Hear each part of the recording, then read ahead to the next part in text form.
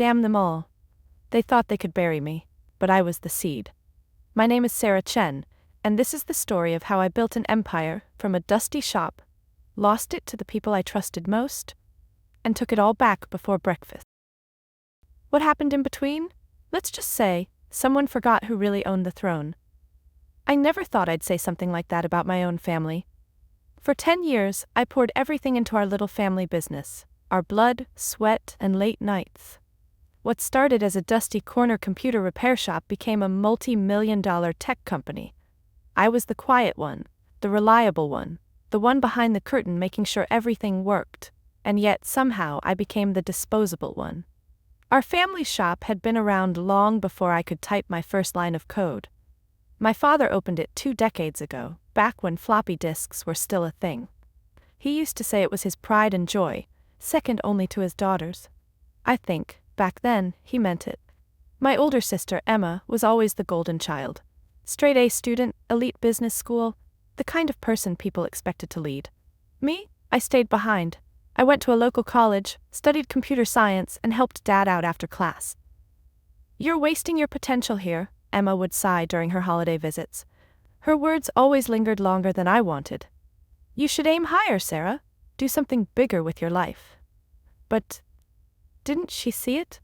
Didn't anyone? To me, our little shop wasn't just a shop, it was a seed, and I could see how it might grow, if only someone cared enough to water it. While Emma studied international markets and made PowerPoint presentations about Fortune 500s, I was sitting behind the front desk after class, fixing broken motherboards and tinkering with ideas. I saw real problems that real people had. And I couldn't help but wonder, could I solve them? One night, after Dad had locked up and gone home, I stayed behind, surrounded by takeout boxes and buzzing monitors. I opened my laptop and started coding. It wasn't much at first, just a simple software tool to help small businesses track their inventory. But it worked. It was clean, intuitive, and easy to use. When I showed it to Dad, he furrowed his brow skeptically. "You made this yourself?" I nodded, heart racing. "Just a prototype, I thought maybe." He stared at the screen for a long while before grunting, not bad. Not bad. God, it was the most praise I'd gotten from him in months, and it felt like sunlight on my skin. A week later, the owner of the bakery next door bought a license, then the flower shop across the street, then 3 more clients, and for the first time Dad said, with a rare glimmer of pride, "Maybe you're onto something here, kiddo." I tried to play it cool, but inside, I was glowing. Was this it? Was this the moment everything would change? Still, a quiet doubt crept in. Will they ever really see me as more than the backup plan? That question echoed in my mind more than I'd like to admit. Mom would often bring dinner to the shop, setting it gently next to my keyboard. "Don't work too hard, sweetheart," she'd whisper, brushing my hair behind my ear. "You need a life outside of this place." "I know, Mom," I'd smile, half listening, half debugging. But I didn't stop. I couldn't. Something inside me, stubbornness, hunger, kept saying, just a little further, just one more step. That was the beginning. What followed was a journey no one expected. And as the orders kept rolling in and the business started to shift, so did something in me. I felt excited, proud, but also strangely uneasy. What happens if this really works? What if I succeed, and they still don't believe in me? The orders came in faster than we expected. One week it was 3 clients. The next, it was 10. I was still attending classes during the day, pulling 12-hour shifts in the evenings, and answering customer emails past midnight. Sometimes, I'd fall asleep with my laptop open on my stomach, lines of code still blinking on the screen, and yet, I'd wake up before my alarm with my mind already racing. What if we added a dashboard? What if we built a mobile version? Each morning I'd walk into the shop, fingers curled around a lukewarm cup of gas station coffee, and Dad would already be fixing a customer's hard drive. He didn't say much, but every now and then, he'd glance at the growing pile of software invoices and nod. That nod meant everything. Then came the day I skipped my own graduation to finish a client deployment. "You didn't even walk the stage?" my college roommate asked, shocked over the phone. "I'll walk another day," I laughed, brushing a speck of dust off the monitor in front of me. Right now, I have a bakery chain waiting on a custom update. Was I crazy? Or just committed? Emma thought I was both. "You need to get out of that dusty shop, Sarah," she scoffed during a video call from New York, her apartment gleaming behind her. "You're playing small, you could be doing so much more." I bit my lip. Was I? I looked around, at the clunky cash register, the aging linoleum floors, the faint scent of solder and old toner. Then I looked at the whiteboard on the back wall, covered in sketches of features, market niches, and potential client lists, all written in my messy, hopeful handwriting. No. I wasn't playing small. I was building something. Piece by piece, brick by invisible digital brick, I was turning this shop into something else, something real. Some nights I would catch Mom staring at me quietly from the kitchen doorway when I got home late. "You should rest," she'd whisper, pressing a warm bowl into my hands. "Your eyes look tired." I'd nod and thank her, but inside I'd think, rest can wait. Because for the first time in my life I felt like I had a purpose that belonged entirely to me. Not to Emma, not to Dad's expectations, not even to the family name, to me. That sense of purpose became my fuel. I taught myself marketing, customer service, interface design. I read business books between software deployments. I watched online tutorials at 2 a.m. and rewrote code until my fingers ached. And slowly, our tiny repair shop began to change. The tech repair sign came down, and a new one went up. Chen Technologies. Our first hire was a developer I'd met in an online forum. Then came a designer. Then a junior project manager who brought donuts every Monday and believed in our mission more than I ever expected. We were small, just 6 of us crammed into the back room, but we were scrappy, focused, hungry, and clients noticed. We reached our first 100,000 in revenue within a year. I remember looking at the report, hands trembling slightly. Is this real? Am I actually doing this? It felt like magic, but also fragile. Like one wrong step could shatter it all. That fear never left me entirely.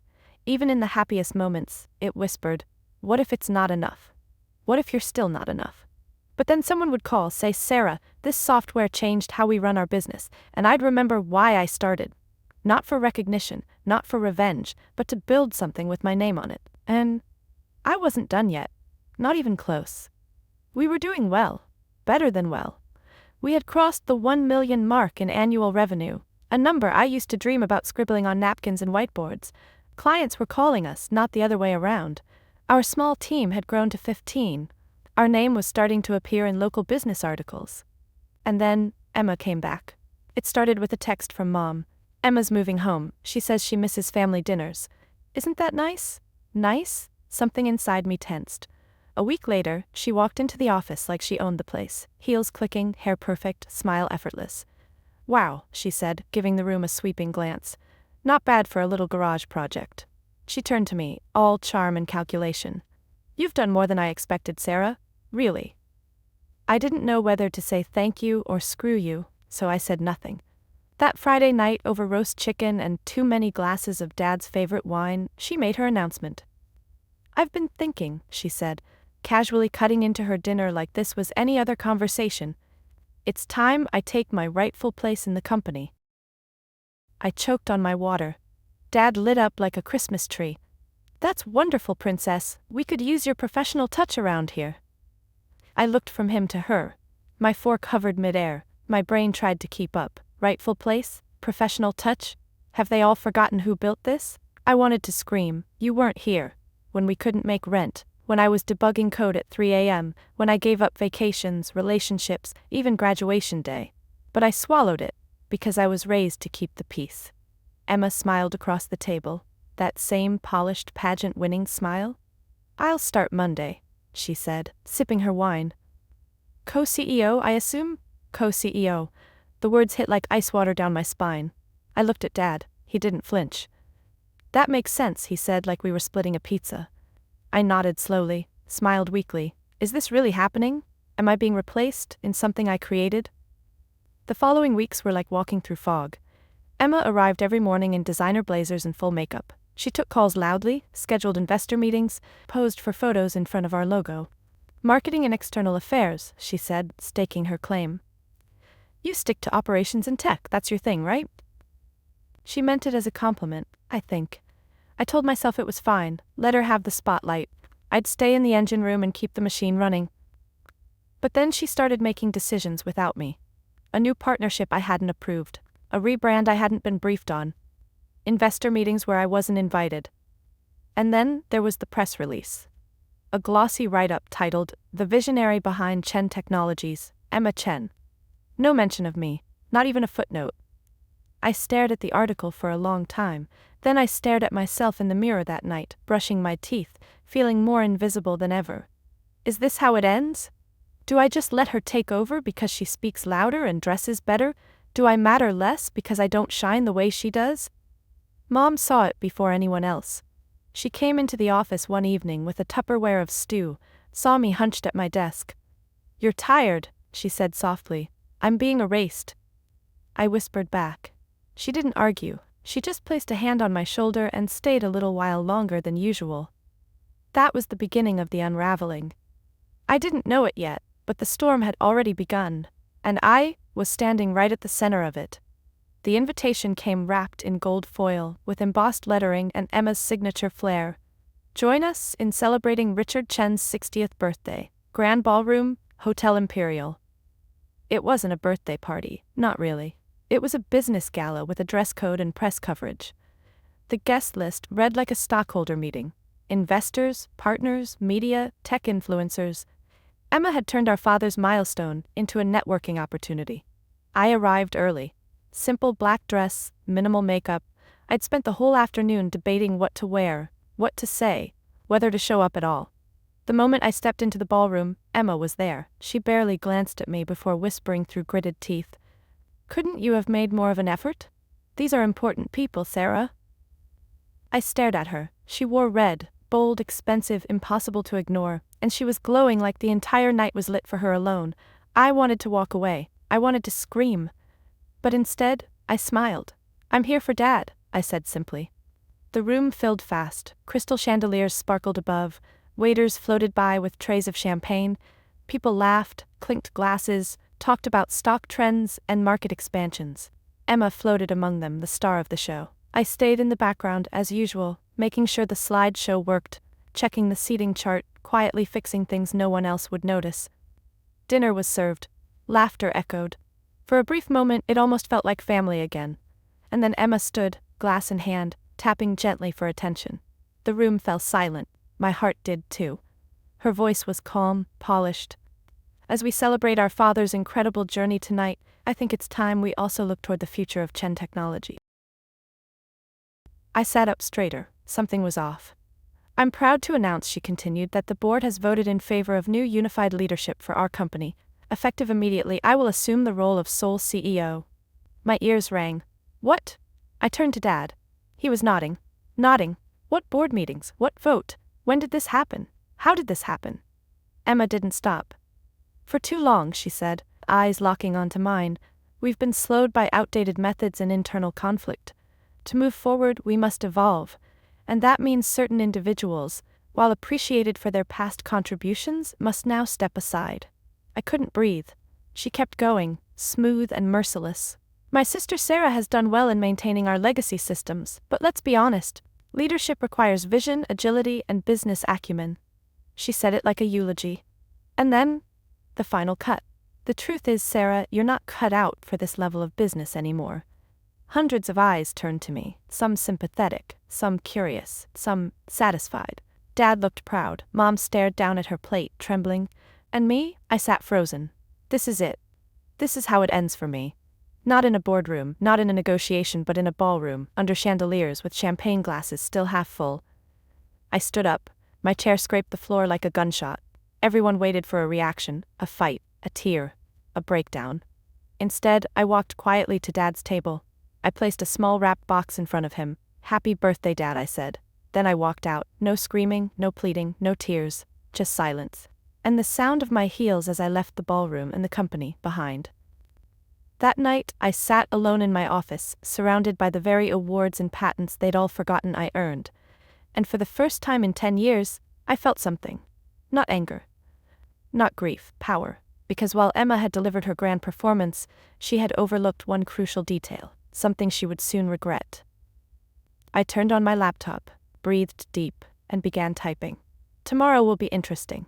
The email went out at 3:08 a.m. Subject line, Leadership changes at Chen Technologies, my farewell. I sent it to every major client, partner, investor, and employee. No drama, no bitterness, just facts. A quiet goodbye, and a quiet warning. I didn't sleep, I didn't need to. By 8:55 a.m. I was sitting at the head of the conference table, alone, coffee cooling beside me, my fingers resting on my tablet. At exactly 9 the glass doors opened. Emma strode in like a victor returning from war. Dad followed behind, face proud, chest puffed. They were still smiling. For now. Sarah? Emma's voice rose with confusion, laced with annoyance. What are you doing here? I thought. I'm just wrapping up a few loose ends, I said, calm. But since you're both here, let's talk about the company's future. There's nothing to discuss, Dad cut in. Emma's the CEO now, the board. Ah, the board, I said, unlocking my tablet. Let's start there, shall we? Their smiles faded. I tapped the screen. The large monitor behind me lit up. You seem to have forgotten something, I said, flipping through documents like pages of a play. When we incorporated 10 years ago, Dad, you split the company's shares. 25% to Emma, 25% to me, 50% to yourself. Dad nodded slowly. That's right. But 3 years ago, during our Series B expansion, I continued, you sold me an additional 26% to raise capital. Remember, you signed the paperwork without reading it carefully because you were on your way to Emma's award ceremony. Silence. Emma paled. Dad's face dropped. I now hold 51%, I said, looking them both dead in the eyes, which makes me the majority shareholder, which means I am the board. Dad sat down slowly, as if the weight of his mistake had finally landed. That's not possible, Emma whispered. Oh, but it is. I switched to the next file. You also might have forgotten the core software we sell, the one responsible for 80% of our revenue? It's not owned by Chen Technologies. Emma blinked. What? It's owned by a separate entity, my entity, Innovate Solutions LLC. Chen Technologies only has a licensing agreement. I glanced at the clock, which, incidentally, expired 12 minutes ago. Dad closed his eyes. The papers you asked me to sign last week. You didn't read them, I finished. Too busy helping Emma plan the party. I looked at Emma, her voice cracked. You conniving. Careful, I interrupted, leaning forward. You'll want to hear the rest. I tapped again. Last night, I sent those same clients you courted an update on the situation. Many of them have loyalty clauses in their contracts, tied to me personally. Emails filled the screen. Termination notices, departure confirmations. And most of our top developers, I said, smiling faintly. They're not Chen employees, they're mine, Innovate Solutions. As of this morning, they've joined my new venture. Through the glass walls, I could see employees checking their phones. Whispers, movement. Emma's hands trembled. You're destroying everything. No, I said. You did that when you stood on a stage and called me worthless. Dad's voice was a whisper now. What are our options? I stood. Option 1. I walk. I take my software, my team, my clients. Chen Technologies becomes a hollow shell. You explain to your investors why the company just lost its entire value overnight. Emma looked like she might faint. Option 2, I continued. You both resign, effective immediately. I take full operational control. You remain as silent shareholders. Emma gets a generous severance and glowing letters of recommendation, somewhere far away from here. The silence was deafening. Dad nodded first. Emma didn't speak. She just broke. And I didn't feel triumphant. I felt tired. By noon, the paperwork was signed. By sunset, the company was mine. Truly, finally, mine. By 12:17 p.m. it was done. The signatures were dry.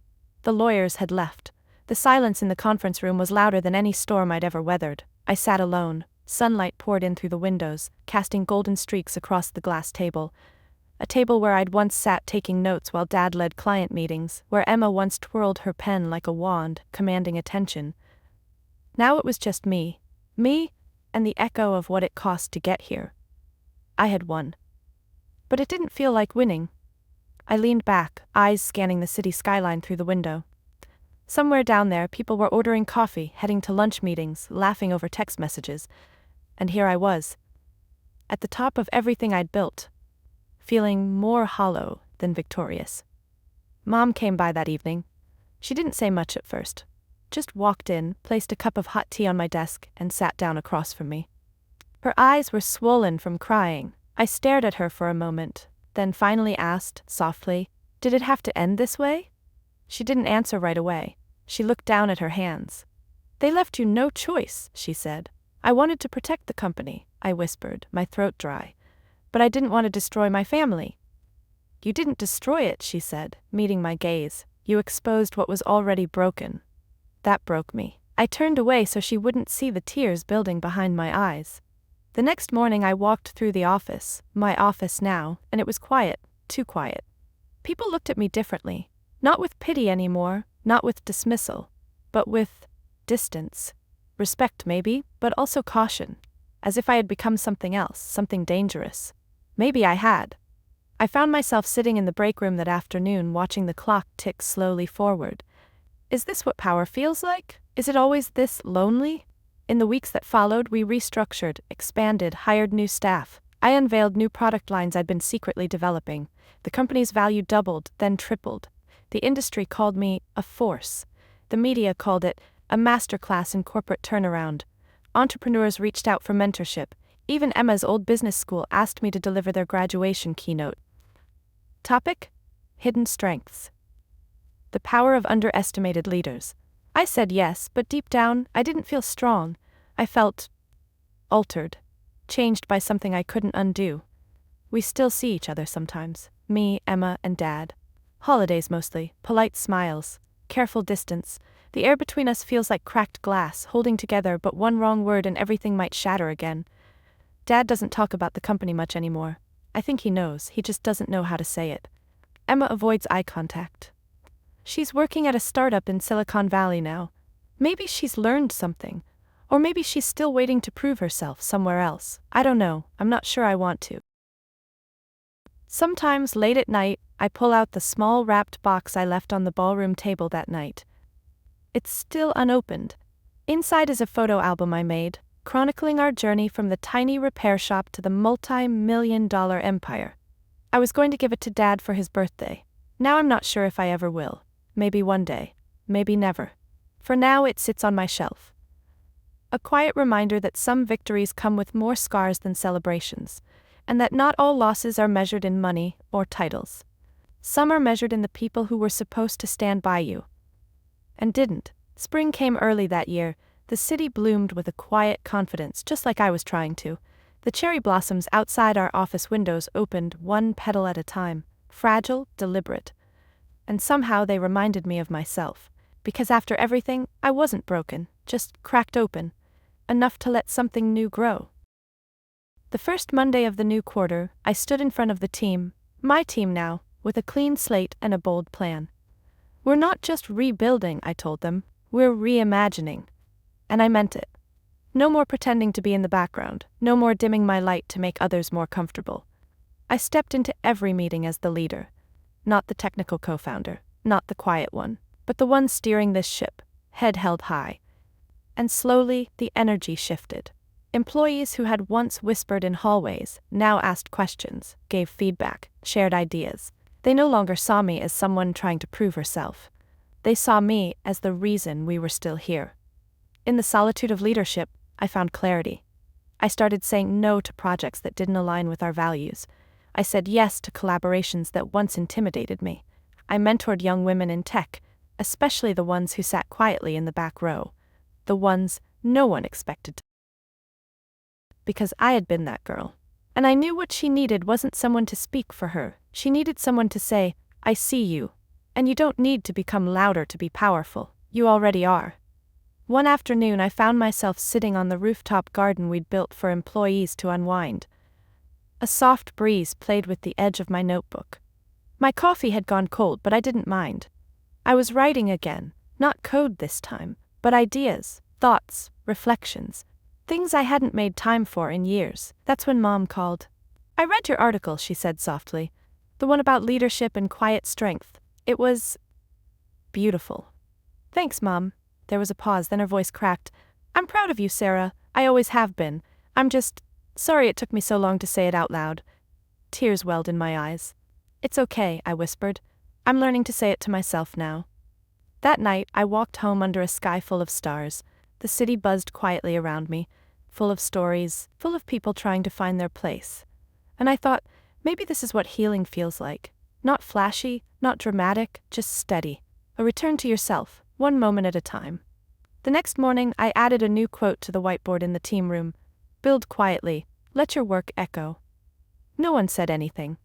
But when I walked past later that day, someone had drawn a tiny heart next to it, and I smiled. Because maybe this wasn't just the next chapter. Maybe it was the beginning of an entirely new book.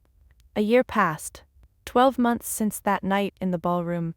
12 months since I walked away with nothing but my name and everything that name had built. Chen Technologies didn't just survive under my leadership. It soared. We expanded into new markets, launched a platform for small businesses that went viral in under a week, and secured a global partnership that once seemed out of reach. We were featured in Forbes, named one of the fastest-growing female-led tech companies in the region. But numbers weren't the only thing that grew. I did too. One quiet morning, I received an invitation. It was from Emma's alma mater, the very business school that had once dismissed me as the sister who stayed behind. They wanted me to give the commencement speech. Topic? Hidden strengths, the power of underestimated leaders. I stared at the email for a long time. Then I smiled. The day of the speech, I stood backstage holding a note card I no longer needed. The auditorium was full of fresh suits, eager eyes, and restless ambition. As I stepped into the spotlight, I heard the murmurs, "That's Sarah Chen, the one who..." They never finished the sentence. They didn't have to. My story had already spoken louder than words ever could. I looked out at them, future CEOs, founders, dreamers, and I began. I was once called quiet, invisible, not fit for leadership, and for a long time I believed them. But here's what I've learned. Quiet doesn't mean weak, and underestimating someone doesn't make them smaller. It just means you didn't see what was already there. I paused, letting the words settle. I don't lead with volume, I lead with vision. I don't build with noise, I build with purpose. And if there's one thing I want you to remember today, it's this. You don't have to shout to be heard. Sometimes the most powerful thing you can do is to keep building while they're busy doubting. The room was silent. Not the kind of silence that comes from boredom. The kind that comes from being seen. Later that evening, I walked home alone, heels clicking softly on the pavement. The sky was dark, but the city lights shimmered like the stars had come down to meet us, and in my bag was a small wrapped box, the same one I had placed in front of Dad a year ago. The photo album I never gave him. That night I didn't put it back on the shelf, I wrapped it again. Neater this time. Maybe, just maybe, it was time. Not for reconciliation, but for release. As I write this now from my office, the one with the floor-to-ceiling windows and the quiet hum of a company I built, I think about what Mom once told me. Success is the best revenge, but wisdom is knowing when to stop seeking revenge and start seeking peace. She was right. I'm not here to prove anything anymore. I'm here to build, to guide, to rise, not in spite of the silence I once carried, but because of it. Because I know now, you don't need to scream to change the world. You just have to own your story and let it speak for you.